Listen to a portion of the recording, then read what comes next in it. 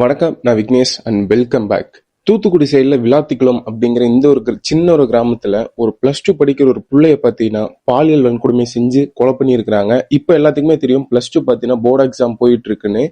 அந்த மாதிரி அந்த புள்ள அந்த போர்டு எக்ஸாம்ல படிச்சு நல்லா படிக்கக்கூடிய ஒரு புள்ளை ஒரு சின்ன கிராமத்துல இந்த மாதிரி ஒரு விஷயத்த பண்ணியிருக்கிறாங்க. இந்த வீடியோவில் அதை பத்தி தான் நம்ம ஃபுல்லா பார்க்க போறோம். அதுக்கு முன்னாடி நான் ஒரு 2 விஷயம் உங்களுக்கு சொல்லணும்னு நினைக்கிறேன். ஃபர்ஸ்ட் விஷயம் போலீஸ், செகண்ட் விஷயம் டெமோக்ரஸி. இதுனா என்ன அப்படின்னு நான் இந்த வீடியோல சொல்றேன். இதுக்கான ஆன்சர் பத்தினா நான் இந்த வீடியோ கடைசியில சொல்றேன். ஃபர்ஸ்ட் விஷயமா டெமோக்ரஸி அப்படின்னா என்னன்னா power belongs to the people. அதிகாரம் மக்களுடையது. ஓகேவா, இதுதான் டெமோக்ரஸி. போலீஸ் அப்படின்னா என்னன்னா இந்த போலீஸ் அப்படிங்கிற இந்த ஒரு டிபார்ட்மெண்ட் பார்த்தீங்கன்னா ஸ்டேட்டுக்குள்ள வரும். அந்தந்த ஸ்டேட் பார்த்தீங்கன்னா இதை கண்ட்ரோல் பண்ணுவாங்க. இந்த போலீஸ் டிபார்ட்மெண்ட்டுக்கு மெயினான ஒரு வேலை என்னன்னா பப்ளிக்கு சர்வன் பண்றது. அதாவது பப்ளிக்கு பார்த்தீங்கன்னா சர்வ் பண்றதா இவங்க வேலை. இவங்க வந்து அதிகாரிகள் கிடையாது. இவங்க மக்களுக்காக சேவை செய்யற ஒரு அரசாங்க ஊழியர். மக்களோட டாக்ஸ்ல இருந்து இவங்களுக்கு பார்த்தீங்கன்னா சம்பளம் பே பண்ணுவாங்க. இதுதான் பார்த்தீங்கன்னா போலீஸ். ஓகே, இது ரெண்டும் உங்களுக்கு புரிஞ்சிருக்கும்னு நினைக்கிறேன். அப்புறம் இந்த சம்பவம் என்ன ஆச்சு அப்படிங்கறத நான் உங்களுக்கு இந்த வீடியோல ஃபுல் டீட்டெயிலா சொல்றேன்.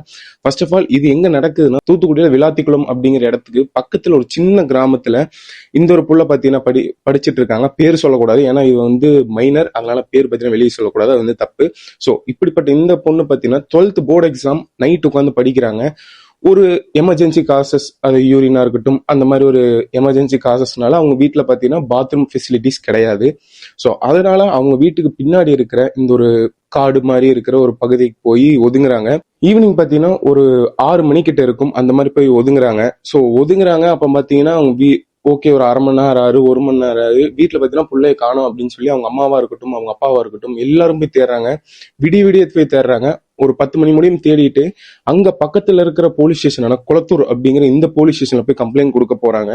இந்த மாதிரி என் பிள்ளைய காணும் அப்படின்னு சொல்லி போய் கம்ப்ளைண்ட் கொடுக்குமா அங்க இருக்கிற போலீஸ் ஸ்டேஷன்ல இருக்கிற ஒரு இன்ஸ்பெக்டர் சொல்றாரு, நான் பேர்லாம் சொல்ல விரும்பல. அப்படிப்பட்ட அந்த இன்ஸ்பெக்டர் என்ன சொல்றாருன்னா, இந்த கேஸை நாங்க எடுத்துக்க மாட்டோம், நீங்க என்ன பண்ணுங்க, இங்கிருந்து விளாத்திக்குளம் அனைத்து மகளிர் போலீஸ் ஸ்டேஷனுக்கு நீங்க போய் கம்ப்ளைண்ட் கொடுங்கன்னு சொல்றாங்க. மறுபடியும் இவங்க பேரண்ட் என்ன பண்றாங்க, மறுபடியும் அங்க போறாங்க. அங்க ஒரு லேடி போலீஸ் பத்தி நடந்திருக்காங்க. அவங்க பேரும் நான் சொல்ல விரும்பல. அவங்க கிட்ட போய் சொல்லியிருக்காங்க. அவங்க என்ன சொல்லியிருக்காங்கன்னா, உன் புள்ள எவ கூட ஓடி இருப்பா, அங்க போய் பாரு அப்படின்னு சொல்லி யார் சொல்லியிருக்காங்கன்னா இந்த பப்ளிக் சர்வெண்ட் அப்படிங்கிற இந்த போலீஸ் பத்தின சொல்லியிருக்காங்க. ஓகே ரைட் அப்படின்னு சொல்லி இவங்க மறுபடியும் வந்து விடிய தேடி மறுநாள் காலையில பாத்தீங்கன்னா அவங்க அம்மாவோட தம்பி பாத்தீங்கன்னா அந்த ஒரு காட்டுக்குள்ள இருந்து இந்த பிள்ளையோட உடம்ப பாத்தீங்கன்னா கண்டுபிடிச்சிருக்கிறாங்க. ஸோ அதுக்கப்புறம் தான் அங்க இருக்கிற இந்த போலீஸ் பப்ளிக் சர்வெண்ட் அவங்க பாத்தீங்கன்னா மறுபடியும் வந்து இந்த கேஸுக்கு பாத்தீங்கன்னா எஃப்ஐஆர் அப்புறம் தான் ஃபைல் பண்ணிடுறாங்க. எந்த போலீஸ் வந்திருக்காங்கன்னா இந்த குளத்தூருங்கிற இந்த போலீஸ். நான் என்ன கேட்கறேன்னா, ஃபர்ஸ்டே இவங்க இந்த கேஸ் எடுக்க முடியும் அப்படின்னு சொல்லியிருந்தா இவங்க எங்கேயே பார்த்திருக்கலாம்ல. ஸோ இதுக்கு ஏதாவது ரெஸ்ட்ரிக்ஷன் அப்படின்னு சொல்லி இருக்கான்னு பாத்தீங்கன்னா, ஆஸ் பர் இந்தியன் கான்ஸ்டியூஷன் லா படி ஒரு போலீஸ் ஸ்டேஷன் பாத்தீங்கன்னா 365 days 24/7 பார்த்தீங்கன்னா இயங்கணும். இந்தியன் லாவும் பார்த்தீங்கன்னா சொல்லுது, நீங்க எப்ப வேணா போய் கம்ப்ளைண்ட் கொடுக்கலாம். அதை பத்தினா அங்க இருக்கிற போலீஸ் எடுக்கணும். நீங்களும் கொஞ்சம் யோசிச்சு பாருங்க, 365 days போலீஸ் ஸ்டேஷன் இருக்குது. அங்க மக்கள் எதுக்கு போவாங்க? போய் என்ன டிக்கெட் எடுக்கிறக்கும், போய் படம் பார்க்கறதுக்குமா போலீஸ் ஸ்டேஷன் போவாங்க? கம்ப்ளைண்ட் கொடுக்கறதுக்கு தானே இந்த 24 மணி நேரம் 7 நாள் பார்த்தீங்கன்னா இயங்கணும்னு சொல்லி இந்தியன் லாவே சொல்லுதுன்னா, கம்ப்ளைண்ட் எடுக்கவே முடியாதுன்னா அப்ப நீங்க ஏன் போலீஸா இருக்கீங்க அப்படின்னு சொல்லி என்னோட கொஸ்டின். ஓகே, இந்த மாதிரி பார்த்தீங்கன்னா அப்புறம் போலீஸ் பார்த்தீங்கன்னா கண்டுபிடிக்கிறாங்க. இந்த போலீஸ் கண்டுபிடிக்கும் போது அந்த குழந்தையோட உடலை பார்த்தீங்கன்னா ஃபுல்லும் ஒரு வெள்ளை துணி மாதிரி போத்தி எடுத்துட்டு வரும்போது நிறைய பேர் என்ன இந்த ரூமர்ஸ் கிளப்பி விடுறாங்கன்னா, உடம்பு பார்த்தீங்கன்னா துண்டு துண்டா வெட்டப்பட்டுருச்சு அப்படின்னு சொல்லி நிறைய பேர் ரூமர்ஸ் கிளப்பி விடுறாங்க. ஆனா போலீஸ் சைட்ல இருந்து என்ன சொல்றாங்கன்னா, கிடையாது அப்படின்னு சொல்றாங்க. உடம்ப பார்த்தீங்கன்னா எடுத்து அங்க இருக்கிற கவர்மெண்ட் ஹாஸ்பிட்டல், தூத்துக்குடி கவர்மெண்ட் ஹாஸ்பிட்டல்ல கொண்டு போய் போஸ்ட்மார்ட்டம் பண்ணப்படுது. அப்புறம் அங்க இருக்கிற அவங்களோட ரிலேட்டிவ்ஸ்ல என்ன பண்றாங்கன்னா, அங்க இருக்கிற நேஷனல் ஹைவேல எல்லாம் பாத்தீங்கன்னா உட்காந்து போராட்டம் பண்ண ஆரம்பிக்கிறாங்க. 1 day இல்ல 2 day இல்ல, ஃபுல் அண்ட் ஃபுல்லி பாத்தீங்கன்னா ஒரு 3 days பாத்தீங்கன்னா போராட்டம் பண்ண ஆரம்பிக்கிறாங்க. சோ இன்னி வரைக்கும் இந்த கேஸ்ல குற்றவாளி பாத்தீங்கன்னா கண்டுபிடிக்கப்படல. இந்த வீடியோ நீங்க பாக்குற இந்த நேரம் முடியும் படல அப்படிங்கறதான் உண்மை. சோ இந்த மாதிரி போராட்டம் பண்றாங்க. போலீஸ் நிறைய பேர் வந்து பேசுறாங்க. எஸ்பி மதன் அவரும் பாத்தீங்கன்னா நிறைய பேர் பேசுறாங்க. ஆனா பாத்தீங்கன்னா அவங்க கன்வின்ஸ் ஆற மாதிரியே கிடையாது. போலீஸ் தரப்புல இருந்து என்ன சொல்றாங்கன்னு பாத்தீங்கன்னா, ஃபர்ஸ்ட் ஆஃப் ஆல் இந்த புள்ளையோட உடம்பு பாத்தீங்கன்னா துண்டு துண்டா வெட்டப்படல, ஃபுல்லா தான் கிடைச்சிருக்கு அப்படின்னு சொல்றாங்க. செகண்ட் விஷயமா பாத்தீங்கன்னா, இந்த ரூமர்ஸ் எல்லாம் ஸ்ப்ரெட் பண்ணாதீங்க. இந்த மாதிரி ரூமர்ஸ் எல்லாம் ஸ்ப்ரெட் பண்ணீங்கன்னா உங்க மேல பாத்தீங்கன்னா ஆக்ஷன் எடுப்போம். அது இந்த புள்ள பாத்தீங்கன்னா மைனர், நீங்க ஒரு பேரோ இல்ல போட்டோவோ பாத்தீங்கன்னா இந்தியன் லா படி நீங்க யூஸ் பண்ணக்கூடாது. அப்படி பண்ணாலும் உங்க மேல ஆக்ஷன் எடுப்போம்னு சொல்லி போலீஸ் பாத்தீங்கன்னா சொல்லியிருக்காங்க. அந்த தூத்துக்குடி எஸ்பியான மதன் அவர் தலைமையில இருந்து ஒரு 10 தனிப்படை பார்த்தீங்கன்னா அமைக்கப்பட்டிருக்குது. அங்க இருக்கிற ஸ்டூடெண்ட், இந்த புள்ள கூட படிச்ச ஸ்டூடெண்ட், அங்க இருக்கிற கிராமத்துல இருக்கிற எல்லாத்துக்கிட்டையும் பாத்தீங்கன்னா விசாரிக்கிறாங்க. அப்புறம் பாத்தீங்கன்னா அங்க இருக்கிற இவங்களோட உறவினர் சைடும் பாத்தீங்கன்னா விசாரிக்கிறாங்க. இவங்களும் பார்த்தீங்கன்னா 10 தனிப்படை அமைச்சிருக்காங்க. அது மட்டும் இல்லாம அங்க இருக்கிற ஏஎஸ்பி அஸ்வினி அவங்க தரப்புல இருந்து 2 டிஜிபி சேர்ந்து அவங்களும் ஒரு 10 தனிப்படை அடிச்சு அங்க பக்கத்துல இருக்கிற எல்லா கிராமத்திலயும் போய் விசாரிக்கிறாங்க. இந்த மாதிரி ஏதாவது நடந்தது, யாரோ சந்தேகத்துக்குரிய நபர் யாராவது வந்திருந்தாங்களா போயிருந்தாங்களா அந்த நேரத்துக்கு உட்பட்ட அப்படின்னு சொல்லி நிறைய விஷயம் விசாரிக்கிறாங்க. சோ இதுல என்னன்னா அந்த இடத்துல பாத்தீங்கன்னா கேமரா கிடையாதுன்னு சொல்லி போலீஸ் சைட்ல இருந்து சொல்றாங்க. பக்கத்து கிராமத்துல இருக்கிற கேமரா எல்லாம் பாத்தீங்கன்னா ஆய்வு பண்ணிட்டு இருக்காங்க. இதெல்லாம் பாத்தீங்கன்னா போலீஸ் தரப்புல இருந்து சொல்றது. இப்ப அவங்க பேரண்ட் தரப்புல இருந்து என்ன சொல்றாங்கன்னா, ஃபர்ஸ்ட் ஆஃப் ஆல் போலீஸ் என்ன பண்ணிருக்காங்கன்னா, நீங்க கோர்ட்டுக்கு போக கூடாது அப்படின்னு சொல்லி அவங்க பேரண்ட்ஸ் சைட்ல இருந்து சொல்றாங்க. அது சொல்றதுக்கு இவங்க யாரு? செகண்ட் விஷயம், அவங்க பேரண்ட்ஸ் சைட்ல இருந்து எல்லா மீடியாவுக்கும் என்ன சொல்றாங்கன்னா, இவங்க மெயினா காட்டின இந்த அலட்சியம், இப்போ இங்கிருந்து அங்க போங்க அங்கிருந்து இங்க போங்கன்னா இந்த கேஸை பத்தி அவங்க ஃபர்ஸ்ட் எடுத்திருக்கலாமே, ஏன் எடுக்காம என் பிள்ளை பத்தி இந்த நிலைமைக்கு வந்து கொடுத்தீங்க அப்படின்னு சொல்லி அவங்க பேரண்ட்ஸ் சைட்ல இருந்து சொல்றாங்க. தேர்ட் விஷயமா நான் சொன்ன மாதிரி அங்க இருக்கிற இந்த லேடி ஒரு போலீஸ் என்ன சொல்லிக்கிறாங்கன்னா, உன் புள்ள எவ கூட ஓடி இருக்கும், எவங்க கூட ஓடி இருப்பா, நீ அங்க போய் தேடிட்டு அப்புறமா வந்து என்கிட்ட கம்ப்ளைண்ட் கொடு அப்படின்னு சொல்லி இந்த ஒரு போலீஸ் பத்தின சொல்லியிருக்காங்க. இதுவே இந்த போலீஸ் அவங்க சின்ன வயசுல தொலைஞ்சு அவங்க அப்பா போய் இந்த மாதிரி ஸ்டேஷன்ல கம்ப்ளைண்ட் கொடுக்கும்போது சொல்லியிருந்தா எப்படி இருந்திருக்கும் அவங்க அப்பாவுக்கு. ஏன்னா ஒரு புள்ளை இழந்ததே பாத்தீங்கன்னா உங்களுக்கு ஒரு பெரிய விஷயம், ஒரு ரொம்ப மனசங்கட்டத்துல இருப்பாங்க. அது இல்லாம இப்படி ஒரு விஷயம் சொல்லும் போது சைட்ல இருக்கவங்க என்ன சொல்லுவாங்க, ஒருவேளை இதனால தான் அப்படின்னு சொல்லி எல்லாம் பேச ஆரம்பிப்பான். அதுவே பாத்தீங்கன்னா அவங்க அம்மாவுக்கு ரொம்ப மன உடைச்சலா போயிருந்திருக்கும். சோ இப்படிப்பட்ட ஒரு பெரிய வார்த்தை ஒரு போலீஸ் பாத்தீங்கன்னா எப்படி யூஸ் பண்ணலாம் அப்படின்னு எனக்கு தெரிய கிடையாது, எந்த லால இருக்குன்னு தெரியல. சோ இப்படிப்பட்ட இந்த மாதிரி வார்த்தையெல்லாம் எங்களுக்கு பேசினாங்க, இனிமே நிறைய பேசினாங்க, அதெல்லாம் சொல்ல முடியாது அப்படின்னு சொல்லி அவங்க அம்மா சைட்ல இருந்து அவங்க அப்பா சைட்ல இருந்து பாத்தீங்கன்னா சொல்றாங்க. ஏடிஎம்கே பத்தினா கோர்ட்டுக்கே போயிட்டாங்க. ஹைகோர்ட் பிரான்ச்சான மதுரையில இருக்கிற ஹைகோர்ட் பிரான்ச்ல போய் ஒரு மனு பத்தின கொடுத்துட்டாங்க. இந்த மாதிரி இந்த கேஸ் பத்தினா சிபிஐக்கு மாத்தணும் அப்படின்னு சொல்லி ஒரு மனு கொடுத்துட்டாங்க. சோ இதுக்கு எது தரப்பு வக்கீலா பாத்தீங்கன்னா அரசாங்க தரப்புல இருந்து ஒரு கவர்மெண்ட் சைட்ல இருந்து ஒரு அட்வொகேட்டை பார்த்தீங்கன்னா நிப்பாட்டணும். ஏன்னா பாத்தீங்கன்னா இங்க நம்ம சிபிஐக்கு மாத்தோம்னா மக்கள் தரப்புல இருந்து என்ன சொல்லுவாங்க, ஓ இந்த போலீஸுக்கு பத்தினா இதை கண்டுபிடிக்கிறதுக்கு ஒரு இது இல்ல, அவங்களோட இமேஜ் பத்தினா அந்த இடத்துல கம்மியாயிரும். ஏன்னா சிபிஐக்கு மாத்தும் போது பாத்தீங்கன்னா இந்த இடத்துல அவங்க இமேஜ் கம்மியாயிருந்தால அரசாங்கம் பாத்தீங்கன்னா இது மாத்த விடக்கூடாது அப்படின்னு சொல்லி எல்லா கவர்மெண்ட்டும் இது பண்ணுவாங்க. அந்த மாதிரி போலீஸ் தரப்புல இருந்தும் ஒரு அட்வொகேட் பத்தினா ஆஜராயிருக்காங்க. கோர்ட்ல என்ன சொல்லிடுறாங்கன்னா, அந்த புள்ளியோட உடல் பாத்தீங்கன்னா வீட்டுல இருந்து ஒரு 200 மீட்டர் பக்கத்துல இருக்கிற ஒரு இடத்துல பாத்தீங்கன்னா கிடைச்சிருக்குது. அது மட்டும் இல்லாம அந்த புள்ள கிட்ட ஒரு போனும் இருந்திருக்குது அப்படின்னு சொல்லி சொல்றாங்க. இதுல பாத்தீங்கன்னா சில தடயங்களும் இருக்குது, அந்த போன்ல பாத்தீங்கன்னா சில தடயங்களும் இருக்குது. நாங்க இன்னும் தேடிக்கிட்டு தான் இருக்கோம். அந்த நேரம் அந்த புள்ள இந்த மாதிரி இறந்த நேரம் பாத்தீங்கன்னா அந்த புள்ள போன் கையில வச்சிட்டு இருந்த இதே நேரத்துல 1600 போன் கால்ஸ் பாத்தீங்கன்னா அந்த குறிப்பிட்ட சரௌண்டிங்ல பாத்தீங்கன்னா டிரான்ஸ்பர் ஆயிருக்கு. அந்த 1600 போன் காலையும் நாங்க இன்னும் பாத்தீங்கன்னா ட்ரேஸ் பண்ணிக்கிட்டு தான் இருக்கும். இன்னும் கொஞ்ச காலம் கொடுத்தீங்கன்னா நாங்க இந்த கேஸை பாத்தீங்கன்னா முடிச்சிருவோம்.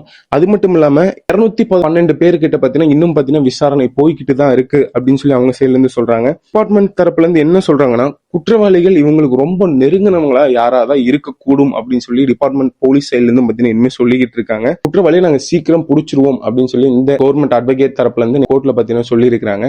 சோ இதுக்கு கோர்ட் என்ன சொல்லியிருக்காங்கன்னு பாத்தீங்கன்னா, அவங்க வக்கீல் தரப்புல இருந்து ஒரு வார்த்தை சொல்லி இருந்திருக்காங்க, இந்த பேரண்ட்ஸ் பாத்தீங்கன்னா எங்களுக்கு கோஆபரேட் பண்ண மாட்டேங்கிறாங்க, நாங்க இன்வெஸ்டிகேஷன் பண்றது கோஆபரேட் பண்ண மாட்டேங்கிறாங்க. எப்படி கோஆபரேட் பண்ணுவாங்க, நீங்க இந்த மாதிரி ஒரு கேஸ் வந்து கொடுக்க போகும்போது அவங்கள ஒரு தொச்சமா கூட மதிக்கலைன்னா அவங்க எப்படி ஒரு சாதாரண மனுஷனாவே இருந்தாலும் எப்படி வந்து கோஆபரேட் பண்ணுவாங்க. சோ கோர்ட் தரப்புல இருந்து என்ன சொல்றாங்கன்னா, நீங்க கோஆபரேட் பண்ணுங்க அப்படின்னு கோர்ட் தரப்புல இருந்து சொல்றாங்க. சோ நம்ம பண்ணி தான் ஆகணும். சோ செகண்ட் விஷயம் என்னன்னு பாத்தீங்கன்னா, விசாரணை பண்றது நீங்க வீடியோவா எடுக்கணும் அப்படின்னு சொல்லி போலீஸுக்கு பாத்தீங்கன்னா ஒரு உத்தரவு ஒரு ஆர்டர் பாத்தீங்கன்னா போடுறாங்க. தேர்ட் விஷயம் என்ன சொல்றாங்க பாத்தீங்கன்னா, விசாரணை நிலை அறிக்கை பாத்தீங்கன்னா ஏப்ரல் 2ஆம் தேதிக்குள்ள நீங்க கோர்ட்ல பாத்தீங்கன்னா சப்மிட் பண்ணணும் அப்படின்னு சொல்றாங்க. இதுவரையும் கேஸ் பாத்தீங்கன்னா கரெக்டா தான் போயிட்டு இருக்கு அப்படின்னு சொல்லி கோர்ட் சைட்ல இருந்தே சொல்றாங்க. சோ இப்போ வந்த ஒரு செய்தி என்னன்னா, இது வரைக்கும் மதுரையில இருக்கிற ஒரு லேப்ல ஒரு 5 பேர்த்தோட டிஎன்ஏ பத்தின எடுத்து டெஸ்ட் பண்ணிட்டு இருக்காங்க. அது வந்தக்கு அப்புறம் தான் என்னன்னு தெரியும். அது மட்டும் இல்லாம இன்னொருத்தரோட ஒரு பிளட் சாம்பிள் எடுத்து, முக்கியமான ஒரு நபர், நான் ஒரு பேர் எல்லாம் சொல்ல ஏன்னா அது இன்னும் அவ்வளவு கன்ஃபார்ம் ஆக கிடையாது. சோ முக்கியமான ஒரு பிளட் எடுத்து அதையும் பத்தின ஒரு தனிநபரை எடுத்து டெஸ்ட் பண்ணிட்டு இருக்காங்க. அதுவும் இன்னும் கூடிய சீக்கிரம் வந்துடும். சோ இதுதான் இந்த கேஸோட ரீசன். சோ நம்ம இன்னும் இந்த மாதிரி தமிழ்நாட்டுல இன்னும் நம்ம எவ்வளவு கேஸ் பார்க்க போறோம் தெரியாது. இப்போ நான் ஒரு சின்ன ஒரு ஸ்டாட்டிக்ஸ் மட்டும் உங்கள்கிட்ட சொல்றேன். இதுல இருந்து சொன்னாலே இந்த கேஸை பத்தின உங்களுக்கு ஒரு சின்ன கன்ஃபர்மேஷன் வந்துடும், நம்ம எப்படி இருக்கோம் அப்படிங்கறது உங்களுக்கு புரிய நினைக்கிறேன். என்ஜிஓ நான் கவர்மெண்டல் ஆர்கனைசேஷன் அவங்க 2025 நவம்பர் சைட்ல ஒரு ஆர்டிகலை போஸ்ட் பண்றாங்க. அதுல என்ன போஸ்ட் பண்றாங்கன்னு பாத்தீங்கன்னா, 40% உமன் அபியூஸ் பத்தினா ரைஸ் ஆயிருக்கு தமிழ்நாட்டுல அப்படின்னு சொல்லி யாரு சொல்றாங்க, நான் கவர்மெண்டல் ஆர்கனைசேஷன் என்ஜிஓ அவங்க சைட்ல இருந்து சொல்றாங்க. ஓகே, இது இருக்கட்டும். இப்போ 13 மார்ச் 2026 இப்போ வந்த தேர்ஸ்டே அன்னைக்கு அடிஷனல் சீஃப் செக்ரட்டரியான திராஜ் குமார் அப்படிங்கிறவர், இவர் என்ன அப்படின்னு நம்ம சொன்னோம்னா கூடுதல் தலைமைச் செயலாளர். இவர் என்ன சொல்றாருன்னா, ஒரு குறிப்பிட்ட ஒரு 5 வருஷத்துல இந்த சைல்டு ரேப் கேஸ் எல்லாம் பாத்தீங்கன்னா கம்மியா இருக்கு அப்படின்னு சொல்றாரு. எவ்வளவு கம்மியா இருக்குன்னு நீங்க நினைக்கிறீங்க? 2021 422 சைல்ட் ரேப் கேஸ் பார்த்தீங்கன்னா பதிவு பண்ணப்பட்டிருக்குது. பதிவு பண்ணாம இன்னும் எவ்வளோன்னு தெரியல, பதிவு பண்ணப்பட்டிருக்கிறத நான் சொல்றேன். இப்போ இவரு சொல்லும் போது 2025 401, கிட்டத்தட்ட எவ்வளவு கம்மியா இருக்குன்னு பாத்தீங்கன்னா 21 கம்மியா இருக்கு. மிகப்பெரிய ஒரு அச்சீவ்மெண்ட் நினைக்கிறேன். ஒரு கூடுதல் தலைமைச் செயலாளர்களே சொல்றாருன்னா ஒரு பெரிய அச்சீவ்மெண்டா தான் இருக்கும். நம்மளும் அப்ரிஷியேட் பண்ண வேண்டிய விஷயம். எல்லாம் நீங்க அப்ரிஷியேட் பண்ணுங்க. நான் சொன்ன மாதிரி இந்த கேஸ்ல மெயின் ரீசன் என்னன்னா போலீஸ், இப்படிப்பட்ட ஒரு அலட்சியமான ஒரு போலீஸ். இப்போ மெயினா ஒரு போலீஸ் அப்படின்னு என்னன்னா மக்கள் நம்ம கட்டுற டாக்ஸ்ல தான் அவங்க சம்பளம் வாங்குறாங்க, கரெக்டா? போலீஸ் அப்படின்னா மக்களோட சர்வன்ட் தான் பாத்தீங்கன்னா போலீஸ். இந்த சட்ட ஒழுங்கை பாத்தீங்கன்னா கட்டுப்படுத்தணும், இதெல்லாம் தான் போலீஸ். மற்றபடி பார்த்தீங்கன்னா இந்த டெமோக்ரஸி அப்படின்னு ஒரு விஷயம் உங்களுக்கு நான் சொல்லியிருப்பேன். இந்த power belongs to the people, அதாவது மக்கள் கையில் அதிகாரம் அப்படிங்கறதா இந்த டெமோக்ரஸி அப்படின்னு. ஆனா அப்படியா இருக்கு? அப்படி இருந்திருந்தா இந்த கேஸே நடந்திருக்காதே. அவங்க அம்மா அவங்க அப்பா போய் சொல்லும் போது அந்த கேஸ் எடுத்திருப்பாங்க. இது வந்து டெமோக்ரஸியா? உங்களுக்கு புரிஞ்சிருக்கும்னு நினைக்கிறேன். இப்போ இந்தியன் கான்ஸ்டியூஷன்ல அப்படி 365 days 24/7 பாத்தீங்கன்னா போலீஸ் ஸ்டேஷன் பாத்தீங்கன்னா ஓப்பனா இருக்கணும். அங்க நம்ம கம்ப்ளைண்ட் கொடுத்தா எந்த டைமா இருந்தாலும் போலீஸ் பாத்தீங்கன்னா ஆக்ஷன் எடுக்கலாம், எஃப்ஐஆர் போடலாம் அப்படின்னு சொல்லி இந்தியன் கவர்மெண்ட் லாவே பாத்தீங்கன்னா சொல்லுது. அங்க ஏன் பாத்தீங்கன்னா இன்னும் இந்த கேஸை பாத்தீங்கன்னா எடுக்க கிடையாது? இது மெயின் ரீசன் என்ன, அவங்க அம்மாவோட தம்பி பாத்தீங்கன்னா இந்த பாடியை கண்டுபிடிச்சதுக்கு அப்புறம் தான் இந்த கேஸே பாத்தீங்கன்னா எடுத்திருக்காங்க. அதுவும் பெரிய பெரிய மீடியா எல்லாம் கவர் பண்ணனால இந்த கேஸ் பாத்தீங்கன்னா பெரிய விஷயமா பேசப்பட்டிருக்கு. இல்லைன்னா இந்த கேஸ் பாத்தீங்கன்னா எப்பவும் போல இந்த 401 கேஸோட இதுவும் பாத்தீங்கன்னா அமுங்கி போயிருக்கணும் நிதர்சனம். அப்படி இந்த கேஸை பாத்தீங்கன்னா எடுக்காம போலீஸ் ஸ்டேஷன்ல அப்படி என்ன அந்த போலீஸ்க்கு வேலை அப்படிங்கிறது எனக்கு தெரியல. இந்த மாதிரி போலீஸ் இருக்கிறதுனாலதான் நம்ம எல்லா போலீஸும் பாத்தீங்கன்னா தப்பா நினைக்கிறோம். சோ இப்படிப்பட்ட ஒரு போலீஸை பாத்தீங்கன்னா என்ன பண்ணிருப்பாங்கன்னு நினைக்கிறீங்க? ஒரு சஸ்பெண்ட் பண்ணிக்கிறாங்க. இன்னென்ன சஸ்பெண்ட்னா அதிகபட்சம் 3 மாசம் பண்ணுவாங்க, மறுபடியும் பாத்தீங்கன்னா அவங்க இந்த வேலை தான் பண்ணுவாங்க. நான் என்னன்னா இந்த மாதிரி போலீஸ்லாம் பாத்தீங்கன்னா டிபார்ட்மெண்ட்டுக்கு அன்ஃபிட், தூக்கி வீசிருங்க. எதுக்கு நீங்க ஒரு மக்கள் சம்பளத்துல நீங்க காசை வாங்கிட்டு, மக்கள் வரியில நீங்க சம்பளத்தை வாங்கிட்டு மக்களுக்கே நீங்க சர்வ் பண்ணலன்னா அப்புறம் நீங்க எதுக்கு போலீஸ்? எனக்கு புரியல. சோ இப்படிதான் பாத்தீங்கன்னா தமிழ்நாடோட சட்ட ஒழுங்கு இந்த அளவுக்கு இருக்குது. எவ்வளவு டிகிரிஸ் ஆயிருக்குன்னு நான் சொன்ன மாதிரி 401 பாத்தீங்கன்னா டிகிரிஸ் ஆயிருக்கு. நம்ம எல்லாமே அப்ரிஷியேட் பண்ணக்கூடிய ஒரு விஷயம். எலெக்ஷன் பாத்தீங்கன்னா வருது. நான் என்னன்னா நீங்க அவங்களுக்கு ஓட்டு போடுங்க, நீங்க இந்த கட்சிக்கு போடுங்க, அந்த கட்சிக்கு போடுங்க இதெல்லாம் சொல்லல. நான் என்னன்னா எந்த வேட்பாளர், இதுக்கு முன்னாடி அவங்க என்ன பண்ணிருக்கிறாங்க, அவங்க வந்தா என்ன பண்ண போறாங்க, அவங்க இதுக்கு முன்னாடி இருந்திருக்கிறாங்க நல்லா பண்ணிருக்கிறாங்களா அப்படின்னு சொல்லி பாருங்க. அது மட்டும் இல்லாம இப்போ மெயினான ரீசன் என்ன, அவங்க வீட்டுல பாத்ரூம் கிடையாது. இதுதான் பத்தின ஒரு மெயினான ரீசன். ஃபர்ஸ்ட் எலெக்ஷன் பாத்தீங்கன்னா 1951 தமிழ்நாட்டுல வந்திருக்கு.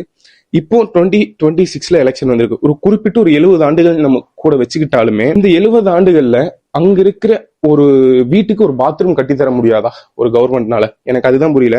இப்போ 2024 and 25 ஸ்டாட்டிக்ஸ் படி ஸ்வச் பாரத் அப்படிங்கிற ஒரு ஸ்கீம் மூலியமா சென்ட்ரல் கவர்மெண்ட் ஸ்டேட் கவர்மெண்ட்டுக்கு 75 crores பார்த்தீங்கன்னா அலகேட் பண்ணிருக்காங்க. அது மட்டும் இல்லாம ஸ்டேட் கவர்மெண்ட்டும் 50 crores பார்த்தீங்கன்னா அலகேட் பண்ணி மொத்தம் 125 crores.